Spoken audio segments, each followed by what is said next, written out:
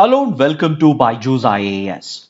Let's take up the analysis of today's The Hindu newspaper by looking at a column from page number 6 of the Delhi edition. This article deals with the topic of federalism.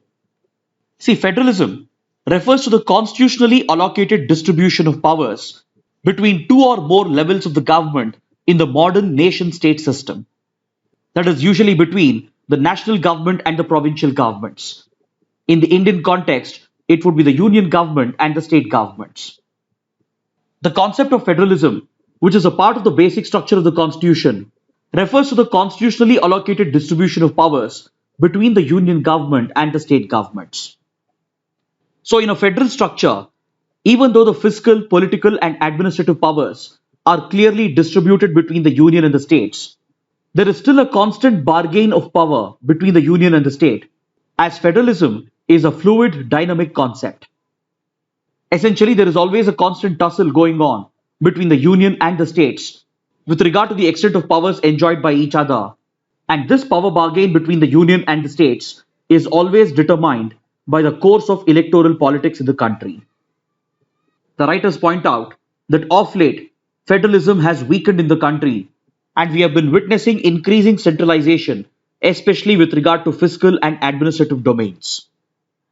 They point out to recent incidents, such as the difference of opinion between the union and the states over vaccine distribution, and the heated debates that occurred between the union and the states with regard to the GST and the GST compensation. Then, if you add political conflicts to this, such as the political standoff between the union government and the state of West Bengal, or the latest controversial regulations being enforced in Lakshadweep, or the manner in which Jammu and Kashmir was unilaterally downgraded into a union territory, or the stripping of powers of the Delhi government through the NCT Delhi Amendment Act, they all point to changing course of electoral politics in the country and shows the ongoing power bargain between the union and the states. And in the end, it all points towards increasing centralization at the cost of federalism. In this context, the writers call for a new politics of federalism, which is founded on the basis of a strong set of principles. Essentially, they are making a case for principled federalism by the states and the regional level parties in order to strike a balance in this power bargain with the union government. See, the persistence of fiscal, administrative, and political centralization is not something that is new. It has been there since several decades, and it has always prevented federalism from taking deeper roots. See, ideally, electoral politics should have provided for the strengthening of federalism in the country, especially during the era of coalition governments, where many regional parties were playing a key role at the center. Federalism should have taken a deeper root, but ironically, the very same electoral politics have created many challenges that has impeded the strengthening of federalism in the country. While the centralizing tendency has always existed, especially with regard to taxation, sharing of financial resources, and as well as with regard to administrative and political powers, what has truly created a new challenge for federalism is the latest attempt to place it against the ideals of nationalism and development. While nationalism is needed to unite the country on the basis of a unified national identity, and while nationalism is needed to create a fertile ground to pave the path for development, a blind pursuit of uniform nationalism will ignore the remarkable diversity of the Indian society, and it leads to the homogenization of India's national identity. Because India is not a country of one religion or one language or one ethnicity. India is a multi-diverse country with multiple religions, languages, and ethnicities. So the blind pursuit of one single homogeneous identity and the design of similar government policies, such as one nation, one market, one nation, one ration card, one nation, one grid, etc., they all lead to the dilution of the diversity in the country, thereby weakening the bargaining power of the federated units. But at the same time, pursuit of federalism solely on the lines of regional identity is also equally dangerous, as it can turn out to display an isolationist tendency. If each state pushes for more federalism only on the basis of its regional identity, and if it ignores the concerns of other states, and if it ignores other core national concerns, then it will only lead to isolationism of different regions, based on narrowly defined regional identities. So instead, what we need is true federalism that provides for political, fiscal, and administrative distribution of powers based on the pillar of decentralization, which should pave the way for true principled federalism instead of regionalistic federalism based on narrow identities of region, language, or ethnicity. The writers argue that while the union government is pushing for greater centralization, the states as well have adopted a very narrow interpretation of federalism based on regional identities. Hence, you don't find the states presenting a united front against the union government whenever the union is trying to erode the powers of the state. Take, for example, the political and constitutional decisions related to Jammu and Kashmir and Delhi. In these cases, the other states which are not affected, they didn't raise their voice and they didn't lead a power bargain against the center as they felt that the issue did not directly concern them. According to the writers, this is the problem that persists with Indian federalism, where the state level parties and the regional parties have pursued federal goals based only on their narrow interests, and they've raised the debate of federalism only on issues concerning them, and they don't seem to be proactive in supporting other states or other regions, as this regional model of federalism is not based on a set of principles. So the writers give a call for the establishment of principled federalism, where all the federated units, that is, all the states, come together to represent a united front against the union government when it comes to securing their political, fiscal, and administrative rights. But the political parties, both at the regional level and at the national level, they have rarely followed principled federalism, and instead, they've only followed federalism which suits their purposes, that is, their respective electoral purposes. Upon this, there is a growing divergence among states, mainly on the grounds of their economic well being and their political clout. This divergence has particularly aggravated after the 1991 liberalization reforms, because in the liberalized globalized era, a few states have outperformed the other states, and a clear regional divide has emerged in the country. While the southern and the western states have really prospered, the northern and the eastern states have fallen behind with regard to socio-economic development, and this has led to increasing divergence between them, as the well-off southern and western states are contributing more to the central pool of taxes, whereas the backward northern and eastern states are drawing more resources which is needed for their development. This divide clearly emerged during the recent debates seen during the deliberations of the 15th Finance Commission. While the well-off states are expected to contribute towards the progress of the backward states, the emerging divide and divergence has created a ground for conflict, which has been pushing many of these states apart. Particularly the northern states, even though they are relatively backward, they enjoy a higher political clout at the national level, thereby giving them more political leverage with the union government.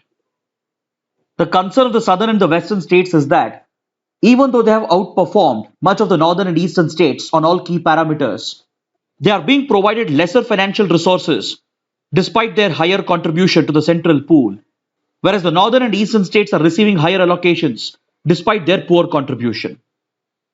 This divergence has a lot to do with the population control that the different regions have achieved. While the economically prosperous southern and western regions have achieved population stabilization, the northern and eastern states have fallen behind with regard to population control, and this directly affects the sharing and division of fiscal resources. Then upon this, a new delimitation exercise will be conducted in 2026 to draw up the new constituencies, which will again be determined on the basis of population. So highly populated states like UP will again get more constituencies, thereby they will enjoy greater political clout as they will play a key role in the formation of the union government. So according to the writers, the need of the hour is for these states to come together by setting aside their divergences, and they need to form a unified front in order to strengthen federalism in the country on the basis of strong principles. For this, the states may have to consider the formation of an interstate platform as a permanent body where the states could regularly interact with each other and fight for their political, fiscal, and administrative powers whenever the union is trying to encroach upon them. But unfortunately, what we have seen is that electoral politics and its compulsions have created more challenges for the strengthening of federalism, and hence the writers are arguing for the establishment of a new politics of federalism led by the states by presenting a unified front so that they could lead to the establishment of a principle based federal model. Now let's take up a column from page number 7 in which the writers are calling for a paradigm shift in mental health care. The column is specifically focused on the mental health care needs of the mentally ill homeless people who are considered to be a ultra vulnerable population due to their increased vulnerabilities. See, as per the World Health Organization, about 15% of the total disease conditions around the world are related to mental illness. The WHO also notes that India has one of the largest populations suffering from mental illness, ranging from depression to anxiety, and even including severe conditions like schizophrenia. It is estimated that economic loss due to mental health conditions stands at around $1 trillion, and the main cause for such an alarming situation is the lack of understanding, lack of awareness, and the lack of sensitivity while dealing with people facing mental health issues.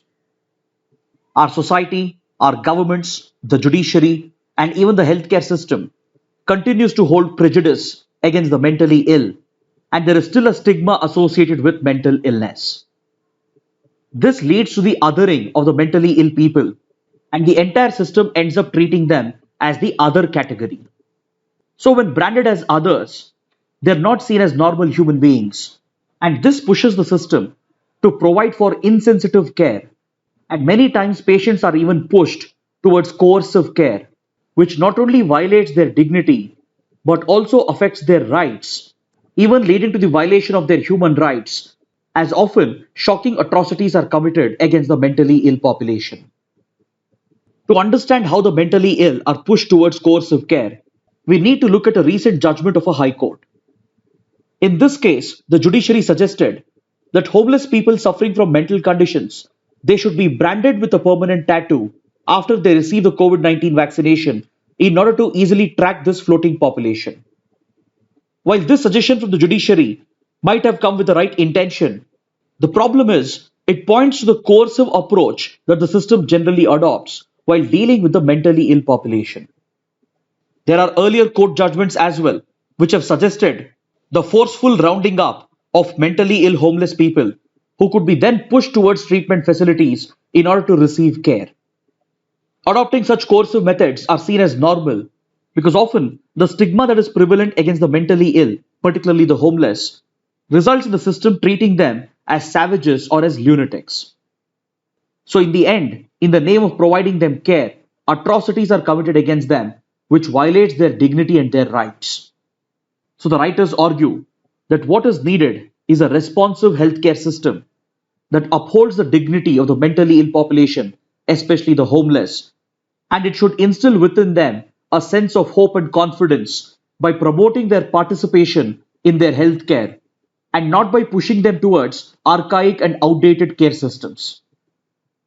During the colonial days and during medieval times, the mentally ill homeless were branded as savages and lunatics, and in the name of providing them care, atrocities would be committed against them, leading to the direct violation of their basic human rights.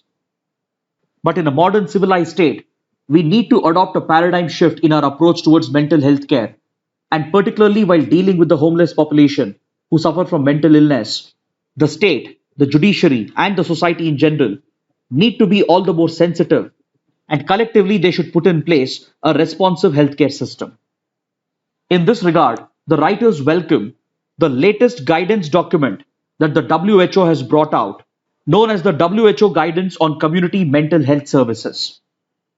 This guiding document of the WHO draws upon models which are successful in different countries, including 3 successful models from India and from 21 other countries. This mental health care model suggested by the WHO seeks to balance care and support with rights and participation. The WHO document promotes a person-centric rights-based approach and provides for the adoption of good practices from around the world. It provides for a wide range of care services including crisis emergency services, peer-to-peer support, supported living in certified healthcare and rehabilitation facilities. It also includes elements of community outreach and hospital-based services and creates linkages with housing, education, employment, and other social protection sectors. It provides examples of integrated regional and national networks of community-based mental health care services, which in turn could be adopted by countries around the world. It provides specific recommendations and action steps with focus on human rights and recovery. And these action steps not only align with global human rights standards, but it also aligns with the UN Convention on the Rights of Persons with Disabilities.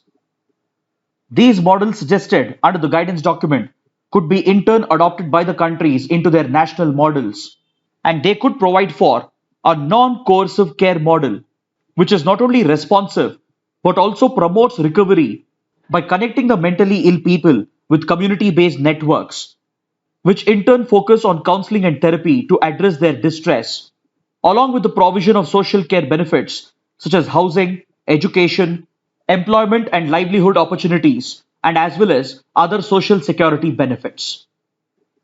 It even seeks to promote the adoption of an open dialogue, which was a unique therapy model that was pioneered in Finland. Under the open dialogue format, the patients are brought together with therapists, and through a community peer to peer model, the participants are encouraged to freely engage in an exchange of ideas and freely express their distress, their pain, and sufferings, which creates an open and friendly model leading to the de escalation of their distress. So, even in India, such a paradigm shift is needed in mental health care, and India would do well to adopt the WHO guidance on community mental health services, and it will have to plug the gaps in its Mental Health Care Act. Now, let's look at another column from page number 7, written by a former Air Vice Marshal of the Indian Air Force. In this column, he evaluates China's ongoing upgradation of its defense infrastructure in Tibet, particularly to gear up and strengthen its air power. India's intelligence assessments are indicating that China has been rapidly upgrading its defense infrastructure, especially air power related infrastructure, including the upgradation of airfields, construction of hardened aircraft shelters, new runways, aprons, and even underground storage tunnels are being built, along with expansion of its road and railway network. All of this points to a Chinese attempt to address the disadvantages that its air force currently has vis-a-vis the Indian Air Force. See, following last year's border tensions and clashes in the eastern Ladakh sector, both the sides held talks and they initiated a de-escalation and disengagement process. But despite these commitments, China has stalled the disengagement process, and currently the situation along the LAC has more or less turned into a stalemate. The writer says that this stalling of the disengagement process by China is a deliberate time-buying tactic, and he labels this as a tactical pause that China has hit in order to upgrade and rebuild its defense infrastructure in Tibet to strengthen its air power vis-a-vis the Indian Air Force. Because see, last year, the Chinese advances were strongly repelled by India primarily due to two actions. One was the daring preemptive operation conducted by India's ground forces, including special forces of the Indian Army and the SFF of RAW, which helped India occupy a few strategic vantage points. The other factor which worked in India's favor and which helped India deter the Chinese advances was the deterrent impact of the air power of the Indian Air Force. When the tensions were at its peak, the Indian Air Force successfully projected its air power and displayed its ability and intent to conduct combat patrols, thereby deterring the Chinese forces from making further advances. In this regard, the writer says that the Indian Air Force enjoys three specific advantages over the Chinese Air Force. Across the Himalayan border, the Indian Air Force has access to a string of airfields, including advanced air bases and advanced landing grounds, which provides the required support for the Indian Air Force to conduct deep strike offensive operations into Chinese territory. Then, more importantly, the Indian Air Force enjoys the advantage of geography, because as the Indian airfields are located in relatively lower altitudes as compared to Tibet, the Indian fighter aircrafts can take off with a heavier payload of ammunition, which could be delivered with lethal precision by the advanced assets of the Indian Air Force, such as the Mirage 2000, the Sukhoi 30s, Jaguars, and the Rafales. So these three advantages provided the Indian Air Force a decisive edge against the Chinese Air Force. And this reported aerial dominance of the Indian Air Force has helped India establish a deterrent impact against the Chinese forces. The writer goes on to point out that parallelly, the Chinese have a severe disadvantage in Tibet because their airfields and air bases are widely spread out in Tibet to carry out any effective coordinated operations against India. Moreover, their air bases are located at higher altitudes of more than 10,000 feet, thereby severely restricting the payload that their fighter jets can carry and deliver against India. And upon this, several critical gaps have been identified in China's air defense, which the Indian Air Force could exploit to its advantage to carry out deep strike offensive operations into Chinese territory. So, according to the writer, the current balance of power with regard to aerial power lies with the Indian Air Force, and he is calling upon the Indian government to not squander this advantage. Because, according to his assessment, the Chinese have just hit a tactical pause by stalling the disengagement process, and they are only buying time to upgrade their infrastructure in order to address this balance of power. He is urging the Indian government to not repeat the mistake of the 1962 war, when a political choice was made to not use the Indian Air Force during the Indo-China conflict. In hindsight, this decision has been held responsible for the crushing defeat of India's ground forces as they lacked the required air support. So the writer is urging the Indian government to use India's air power decisively, either to establish its deterrence and retain this deterrence value, or even to conduct offensive strikes if required. He says that China is around 1 or 2 years away from upgrading its air power infrastructure, including its air defense network in Tibet. And once India loses this opportunity, the Chinese Air Force will be able to negate the current advantage enjoyed by the Indian Air Force, thereby diluting the deterrence impact of India's air power. Hence, he calls upon the government to include representatives of the Indian Air Force as well in the ongoing talks with China, so that China could be pushed towards disengagement and ensure that China doesn't use this time to strengthen its infrastructure to plug the gaps in its air defense, which could weaken the deterrence impact of the Indian Air Force. And in any eventuality, if the need arises, he is asking the government to decisively use the Indian Air Force air power to carry out offensive strikes, and as well as offer close air support to the ground troops in order to ensure that status quo is maintained along the border areas. Now let's take up another column from page number 7. In this column, the writer talks about how pending vacancies in top government posts sends out the wrong signal to the government agencies and departments and as well as to the public. And it not only demoralizes the officers, but it also derails governance in the country. See, it is often noticed that both at the center and the states, several key government positions are not filled on time, and governments fail to make the appointments or to carry out the required promotions. And there is always an inordinate delay of several months, which leads to disruption of administrative continuity within the ministry or within the force, which thereby affects the morale of the officers and as well as the quality of governance of that institution. In many cases where there are delays in appointments and promotions, additional charge is given to the heads of other departments or other agencies or other forces, thereby overburdening these officers. These inordinate delays gives rise to speculation that key appointments are being delayed on political considerations, thereby affecting the image of the government institution and as well as derailing the morale of the officers. Over the last 1 year, we have noticed that several top positions were left unfilled for months together, and with regard to several institutions, additional charges was given to existing chiefs of other forces and other agencies. As a result, institutions like the NHRC, the CBI, BSF, CRPF, the NIA, the Narcotics Control Bureau, Election Commission of India, and even the NCRT have suffered in their functioning due to the absence of a permanent chief or a permanent chairman. Particularly, the delays in the appointment of election commissioners is of grave concern, because recently when the Chief Election Commissioner retired, the Election Commission of India was left with just two election commissioners, one of whom would automatically be promoted as the Chief Election Commissioner. But the vacancy created to the post of the Election Commissioner was not filled for months together, thereby hampering decision making at the Election Commission. Then recently a batch of petitioners have even approached the Supreme Court, calling for the establishment of a high-powered committee to select and appoint election commissioners and chief election commissioner to the Election Commission of India. Currently, such a high-powered committee exists for institutions like the CBI. While choosing the director of the CBI, the Prime Minister, the Chief Justice of India, and the leader of the opposition party, they are given the mandate to select the director of the CBI.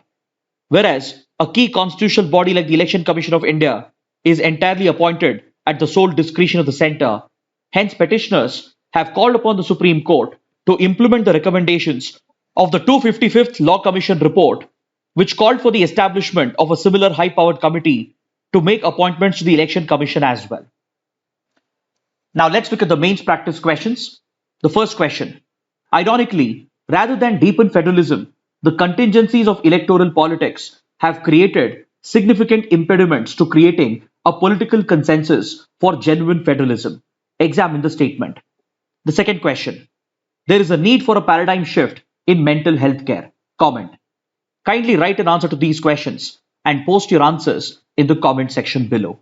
So this concludes our discussion for today. Thanks for watching.